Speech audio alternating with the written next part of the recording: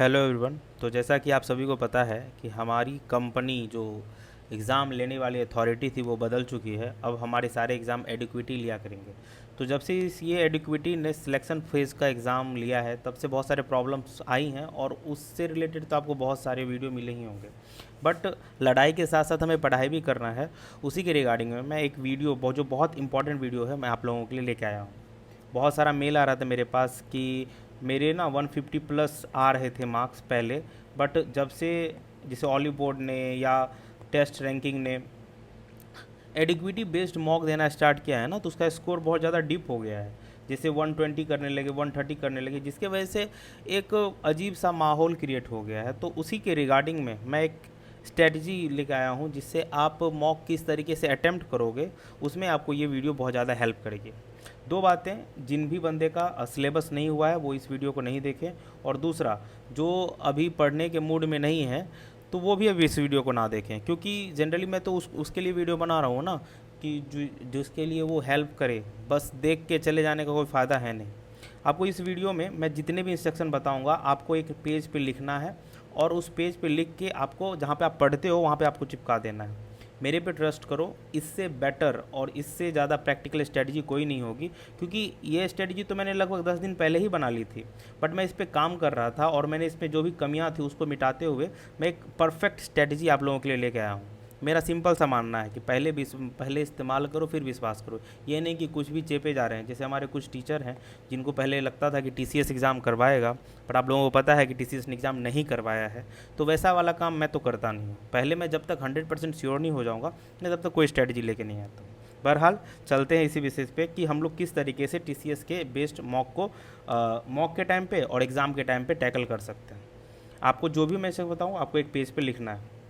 देखो, सबसे पहले ना हम लोगों को दो चीज़ों पे काम करना पड़ेगा। इस बात को आप समझिए कि जब आप 140 150 आप कर रहे थे टीसीएस पैटर्न वाले मॉक पे, मीन्स कि आपकी तैयारी बहुत अच्छी है, आप में ने कोई कमी नहीं छोड़ी है, और जीएस में अगर लक ने साथ दिया तो आप 170 भी स्कोर कर जाते अगर टीसीएस एग्ज़ाम लेता तो।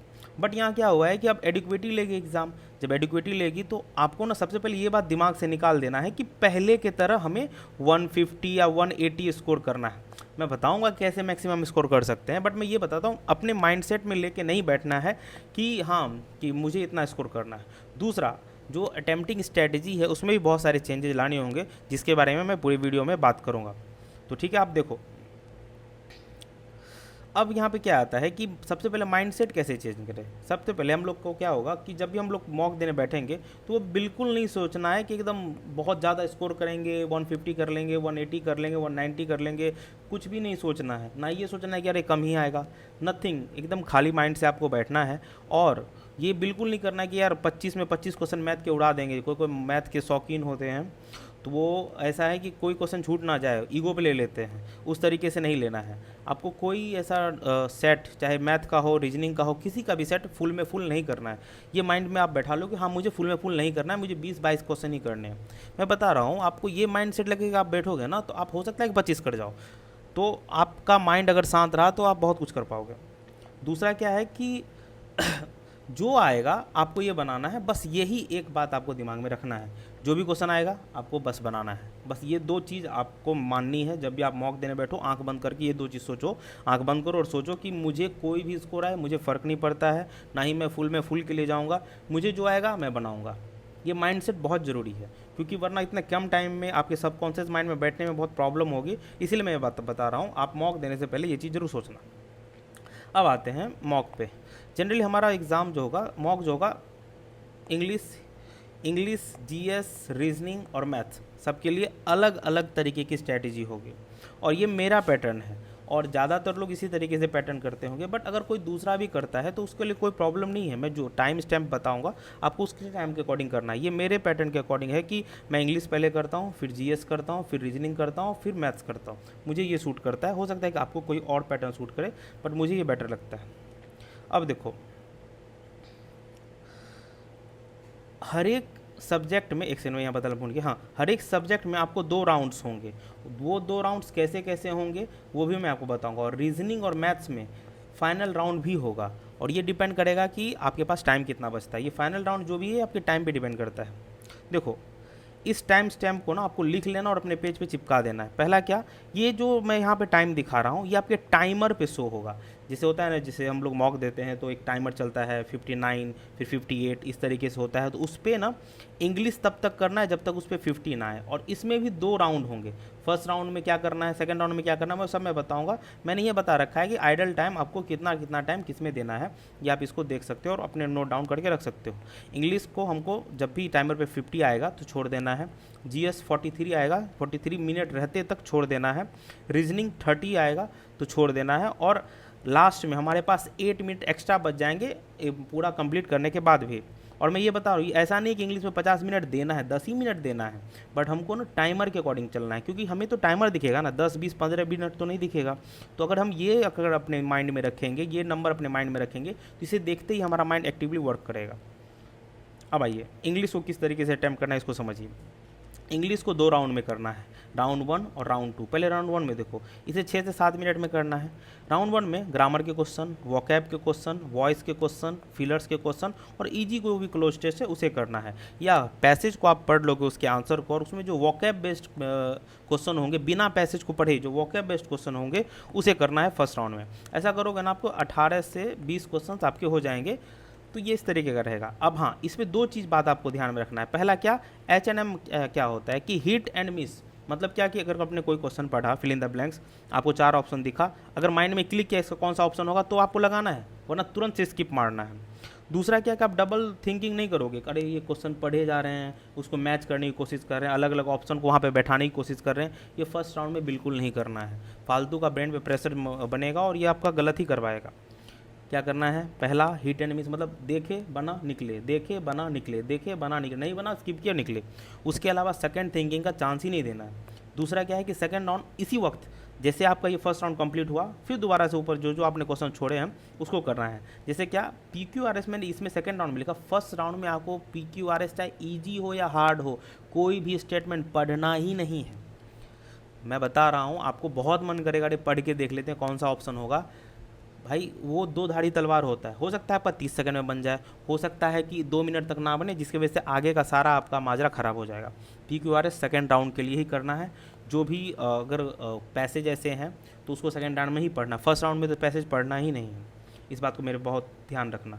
अगर PQRS 2 क्वेश्चन आते हैं तो अगर आप, वो हार्ड क्वेश्चन है तो अगर आप 2 मिनट भी देते हो तब भी कोई प्रॉब्लम नहीं, क्योंकि हमने तो 6 से 7 मिनट में तो फर्स्ट राउंड कंप्लीट कर लिया है और सेकंड राउंड के लिए 3 से 4 मिनट रखा है। इसमें से जैसे ही आपका ये राउंड कंप्लीट होगा, अप्रॉक्स 22+ क्वेश्चंस आपके इजीली हो जाएंगे और आपका अभी टाइमर पे 50 मिनट ही रहेगा।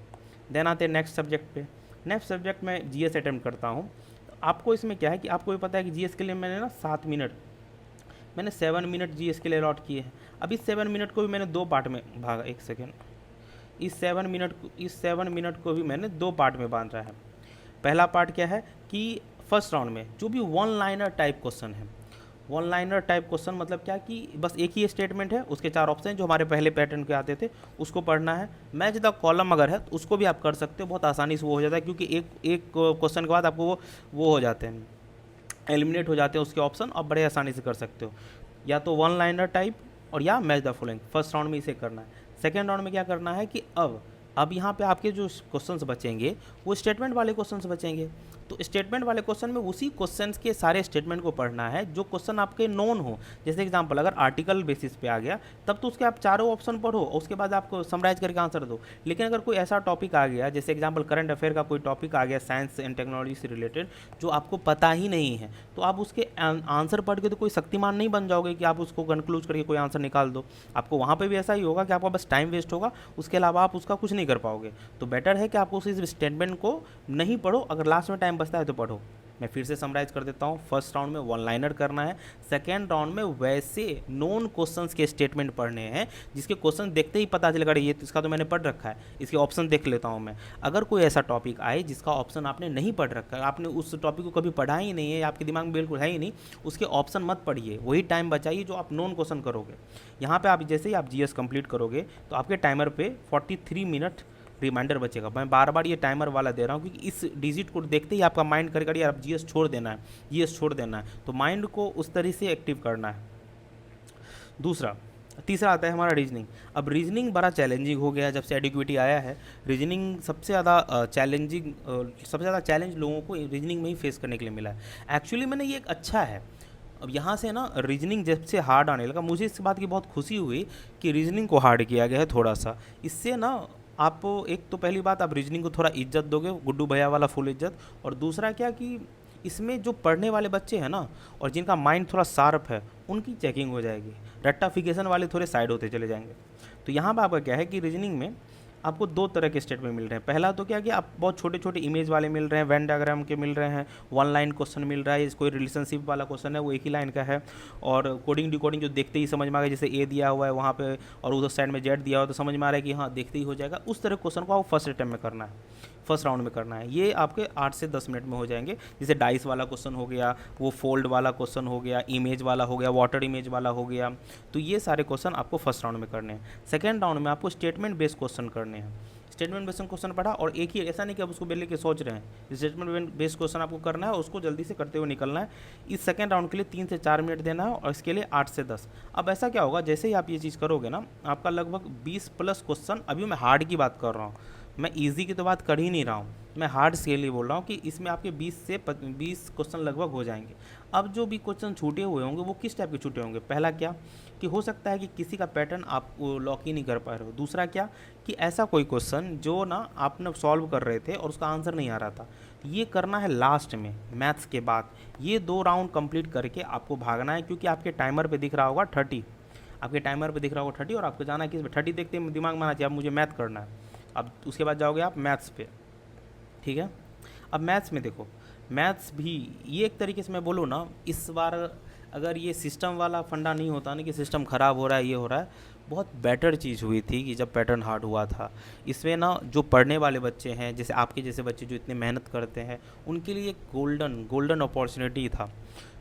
और अगर ये सिस्टम ठीक हो जाता है तो मुझे लगता है कि आप अपना डिज़ायरेबल पोस्ट ले सकते हो, और शान से कह सकते हो कि आपने मेहनत से किया है, क्योंकि उस तरीके के क्वेश्चंस आ रहे हैं अच्छे।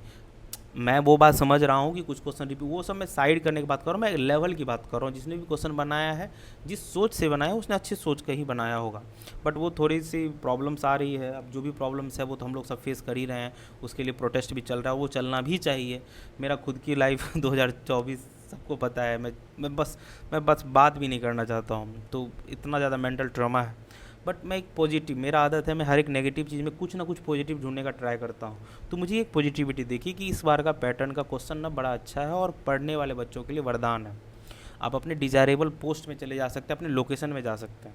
खैर, अब देखो, अब यहाँ पे ना इसको भी हमें 3 राउंड में करना है, ये बड़ा इंपॉर्टेंट है, इसको ध्यान से समझो। पहला ना, किन किन क्वेश्चन को फर्स्ट राउंड में करना है? भैया मैंने एक स्किप गेम करके एक वीडियो बनाई थी, आप उस वीडियो को ज़रूर वॉच आउट करना। उसका स्किप गेम 2 लेके आऊँगा मैं, एक स्किप गेम 2 लेकर आऊँगा। उसमें मैं reasoning plus GK GS, sorry reasoning plus maths में मैं बताऊँगा किस तरह से स्किप करना है। बट वो है कि हो सकता है कि मैं मेंस के टाइम पे लाऊँ, या अगर डेट एक्सटेंड कर गया तो मैं इसके बीच में भी लेके आऊँगा, और बहुत प्रैक्टिकल वीडियो होगी। तो ना आपको सबसे पहले वन लाइनर क्वेश्चन करने हैं। PYQ पे जैसे कोई आ गया इस तरह का क्वेश्चन कि एक ए है, इस सामान को इतने रुपए में बेचा गया, बी को बेचा गया, फिर सी को बेचा गया, फिर डी को बेचा गया, लास्ट प्राइस ये है, फर्स्ट प्राइस ये है, तो वगैरह वगैरह करके जो फिक्स पैटर्न पे जो क्वेश्चंस आते हैं वो आपको फर्स्ट राउंड में करने हैं। आपको लगभग 15 से 18 क्वेश्चन, मैंने बात किया हुआ है जिन्होंने एग्ज़ाम दिया है, 15 से 18 क्वेश्चन आपको फिक्स पैटर्न के ही मिलेंगे, कॉस नहीं मचाना है उसके लिए। और सेकंड राउंड में क्या करना है, जो मल्टी स्टेटमेंट क्वेश्चंस थे, हाँ मैं एक बात बता रहा हूँ, जहाँ भी मैंने बोल रहा हूँ मल्टी स्टेटमेंट क्वेश्चन को किसी भी फर्स्ट राउंड में, चाहे वो रीजनिंग का हो, चाहे वो इंग्लिश का हो, या आपको मैथ्स का हो, फर्स्ट राउंड में एक सिंगल वर्ड उसका पढ़ना ही नहीं है। जिसका लाइन 2-3 लाइन से ज़्यादा होगा, उस तरह के मैथ्स के क्वेश्चन को पढ़ना ही नहीं है। उसके बाद क्या है कि अगर DI का कोई क्वेश्चन ऐसा मिलता है जो इजीली, जैसे रेशियो वाला क्वेश्चन होता है, जो बहुत ज़्यादा मॉक देते हैं उसको पता होगा मैं किस टाइप के क्वेश्चन की बात कर रहा हूँ, रेशियो वाला क्वेश्चन होता है, उसे आप देते हो, आप उसे फर्स्ट राउंड में कर दोगे। जैसे आपका फर्स्ट राउंड कंप्लीट होगा, आपके अप्रॉक्स 15 क्वेश्चंस बड़े आराम से हो जाएंगे, और इसके लिए मैंने 18 मिनट अलॉट किया हुआ है। अब आपके पास अब जो है सेकंड राउंड में जाना है। सबसे पहले जो क्वेश्चन आपने पढ़ा भी नहीं था, मल्टी स्टेटमेंट क्वेश्चन को पढ़ के बनाना है, और जो कैलकुलेटिव क्वेश्चन जो हाँ दिख रहा था कि इसका पैटर्न पता चल रहा था कि ये इस पैटर्न पे होगा, बट वो कैलकुलेटिव लग रहा था, सेकंड राउंड में उसको करके निकल जाना है। और जो कोऑर्डिनेट ज्योमेट्री, जिससे जो न्यू टाइप्स आ रहे हैं और आपने नहीं पढ़ रखा है, जो आपके लिए न्यू है, जैसे क्या हो गया कोऑर्डिनेट ज्योमेट्री, जैसे एक मोड वाला क्वेश्चन आ रहा है, और जैसे प्रोबेबिलिटी की क्वेश्चन आ रहा है जो आपने अभी अभी पढ़ा है, जिस पे अभी आपकी उतनी महारत हासिल नहीं है या आपने अभी एक्सपर्टीज हासिल नहीं किया, आप उसे सेकेंड राउंड के लास्ट में करना, ठीक है, वो भी लास्ट में, पहले नहीं बता रहा, पहले मल्टी स्टेट में करना है, कैलकुलेटिव करना है, उसको लास्ट में करना है। जब ये कंप्लीट हो जाए तो आपको भागना है जल्दी से रीजनिंग पे, क्योंकि रीजनिंग के लिए मैंने फाइनल के लिए बचाया, तो वहाँ 1 से 2 क्वेश्चन होंगे, 2 से 3 मिनट आपको वहाँ देना है। फिर जाना है आपको फटाक से इंग्लिश पे, अगर इंग्लिश का कोई PQRS जो हम लोग छोड़ के आ रहे थे, PQRS आपको इसमें 2 मिनट देना है, ठीक है। और लास्ट में अगर, वैसे तो वहाँ पे क्वेश्चन बहुत कम ही बचे होंगे, अब उसके बाद जब आप आओगे, जैसे यहाँ पे आपने अगर 18 क्वेश्चन कर लिए, यहाँ 3 से 4 क्वेश्चन कर, लगभग आपका 20 से 22 क्वेश्चन तो हो गया होगा।